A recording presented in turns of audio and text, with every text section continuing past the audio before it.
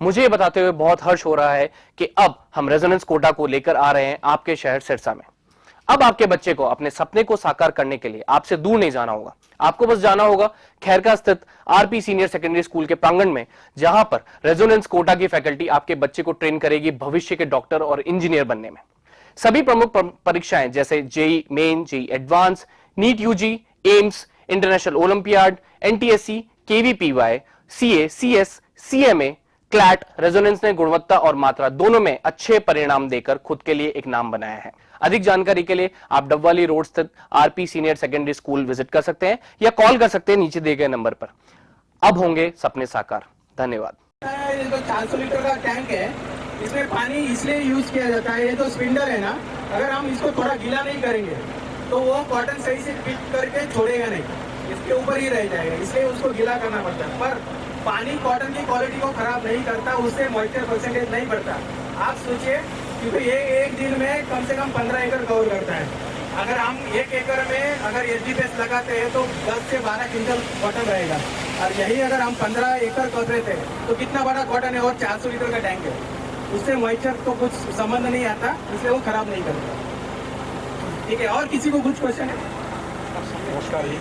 हाँ यार, जी सर जी, इसका जो सीड है अभी तक जो वेराइटियां आई हैं वो शायद इसके अकॉर्डिंग नहीं है, और जो आगे आप वेराइटियां उपलब्ध करवा रहे हो, क्या उसमें कॉन्ट्रैक्ट फार्मिंग होगा या किसानों को बीज कैसे उपलब्ध कराए जाएंगे, या उसकी कुछ ट्रेनिंग का प्रोसेस है, जो भी है उसके बारे में बताइए। धन्यवाद, आपने बहुत सही क्वेश्चन पूछा। इससे फार्मर को भी फायदा हो जाएगा कि हम किस तरीके से काम करने वाले हैं। पहले तो मैं आपको आंसर दे दूं कि एचडीपीएस के लिए जो हाई डेंसिटी प्लांटिंग सिस्टम होता है, इसलिए कोई अलग से सीड लेने की जरूरत नहीं है, क्योंकि हमारे पास जो अभी राशि सीड्स है, अजीत सीड्स है, उनके पास एचडीपीएस के लिए कन्वेंशनल, मतलब आपको मार्केट में वो सीड अवेलेबल हो जाता है, तो आप इजीली कौन से भी दुकान से खरीद सकते हैं।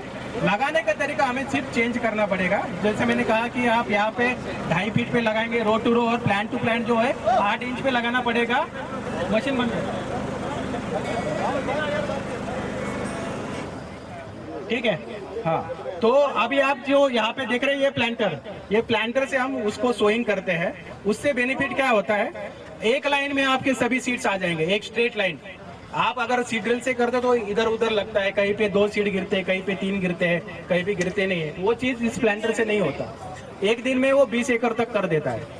तो उससे बेनिफिट क्या होता है, आपका पूरा टेबल प्लॉट रहता है। टेबल प्लॉट होने की वजह से ये जो आप बूम स्प्रे देख रहे हैं, ऐसे इक्विपमेंट आपके फील्ड में इजीली चल सकते हैं, क्योंकि वहाँ पे टेबल प्लॉट रहेगा तो वो केमिकल को बहुत सही से वहाँ पे ड्रॉप करता है, उसको सही से भिगा देता है। आपका जो हम नॉर्मली क्या होता है 10 या 12 दिन के बाद सेकंड स्प्रे करते हैं, वहाँ पे वो ड्यूरेशन बढ़ जाता है, 22 दिन तक आप वो खींच सकते हैं, क्योंकि केमिकल जो आपने स्प्रे किया है उसका रिजल्ट सही से रहता है। अभी आपका क्वेश्चन जो आपने पूछा कि वो सीड जो है वो इजीली अवेलेबल है, और दूसरा क्वेश्चन हम फार्मर की तरफ कैसे जाने वाले हैं। अगली साल अभी जैसे हम जनवरी में फार्मर मीटिंग्स लेते हैं सीड्स कंपनी, उनके साथ हम आएंगे, आपको एचडीपीएस का पूरा कंसेप्ट समझाएंगे विलेज वाइज।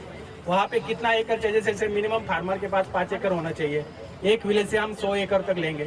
ऐसे छोटे छोटे एरिया में हम स्टार्ट करेंगे। वहाँ पे आपको प्लांटर और ये कॉटन बूम स्प्रेयर जो प्रोटेक्टर वो भी प्रोवाइड करेंगे, फिर कॉटन पिकर भी आपको मिलेगा, पर ये सभी चीजें रेंट पे मिलेगी। जैसे अगर आप प्लांटर ले रहे हो तो उसका कॉस्ट पड़ेगा आपको पर एकड़ 1500 रुपये। उसका बेनिफिट ये आप फर्टिलाइजर भी दे सकते हैं और उसको सीड भी आप एक साथ लगा सकते हो, ठीक है। और ये जो बूम स्प्रेयर है तो आप जानते ही हो, ये तो आपने देखा हुआ है, तो वो काम करना है। इसका मतलब ये होगा कि कॉटन में मैकेनाइजेशन आ जाएगा, ये जो शॉर्ट ड्यूरेशन वाले हाइब्रिड मिल जाएंगे, तो आपको कॉटन का यील्ड भी बढ़ने वाला है, आपका खर्चा भी कम हो रहा है, लेबर की समस्या भी निकल रही है। और अभी जो मेन समस्या है पिंक बॉल हो गया या व्हाइट फ्लाई हो गया, हम अगर शॉर्ट ड्यूरेशन वाले हाइब्रिड चूज करते हैं तो वो पिंक बॉल अटैक आने से पहले ही निकल जाता है। जैसे हम अभी नवंबर में सितंबर अक्टूबर नवंबर में आएंगे, तब तक ये क्रॉप निकल चुका हुआ, तो आप सेकंड क्रॉप ले सकते हैं। तो इस तरीके से होने वाला है ये। और कोई किसी को कोई समस्या है तो पूछ सकते हैं।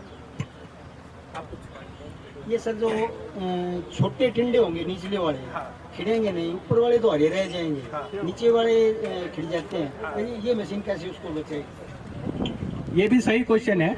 अभी क्या होता है, जैसे मैंने कहा 140 दिन वाले हाइब्रिड हम ऐसे चूज करते हैं कि जिसमें 70% जब तक बॉल ओपन नहीं होता तब तक हम वो डिपोलेंट का स्प्रे नहीं करते। डिपोलेंट का स्प्रे क्या करता है, हरे पत्ते नीचे गिरा देता है और रिमेनिंग 30% जो बॉल रहते हैं, बाकी जो बॉल रहते हैं ना, उसको खिला देता है, एक साथ खिल जाते हैं सभी, और फिर वो ये मशीन हार्वेस्टिंग करता है। अगर ऐसा कुछ हुआ कि कुछ बॉल नहीं खिले तो इसको ये मशीन डैमेज नहीं करती, वो वैसे के वैसे वो पीछे निकल जाएगा, फिर आप वो फिर ले सकते हैं बाद में। लाइन टू लाइन जैसे आम किसान है, किसानों के पास जो मशीनें हैं, क्या वो मशीनें इसके अकॉर्डिंग बेकार तो नहीं हो जाएंगी? ये क्वेश्चन है मेरा। और दूसरा क्वेश्चन ये है कि जैसे अब जो ट्रेडिशनल खेती कर रहे हैं किसान, उसमें 75 सेंटीमीटर 75 सेंटीमीटर जो लाइन से लाइन दूरी है, या कुछ 3 फीट पे 90 सेंटीमीटर पर है, तो इसमें कौन सी दूरी ठीक रहेगी? या ऐसे ना हो कहीं के वो जो किसानों की खुद की मशीनें हैं वो बेकार हो जाए और किसान है जो आप पर ही डिपेंड हो जाएं? क्यों किसानों के मन में एक डर तो है ना, भी जैसे पहले हुआ बीटी के मामले में भी ऐसा हुआ, भी शुरू में तो ऐसा था कि स्प्रे ही नहीं होंगी, अकेली तेले वाली स्प्रे होंगी, परंतु आज किसानों को 8-8 10-10 स्प्रे करनी पड़ रही है। इसलिए किसानों ने ये वीडियो, जिन्होंने मेरे साथियों ने देखी है, वो इस बात के प्रति भी थोड़ा डरे हुए हैं भी कंपनी अपने पर ही ना कहीं लगा ले किसानों को फैसिलिटी देकर। वैसे तो नई जो टेक्नोलॉजी है, एक बढ़िया टेक्नोलॉजी चूज की है आपने, परंतु किसानों की शंका जरूर है इसके बारे में। धन्यवाद, फिर से बहुत अच्छा क्वेश्चन पूछा है। तो पहला क्वेश्चन जैसे आपने पूछा कि जो हम अभी नॉर्मली कन्वेंशनल प्रैक्टिस करते हैं, जो सालों से हम करते आए हैं, वो जो इक्विपमेंट है वो उसमें खराब नहीं होंगे। क्यों नहीं होंगे मैं बताता हूँ। जैसे मैंने सर ने आपने कहा कि 75 सेंटीमीटर, तो हमारा कॉटन पिकर 75 सेंटीमीटर पे चल जाता है, 76 है तो वो 1 सेंटीमीटर, उससे कुछ फर्क नहीं पड़ता।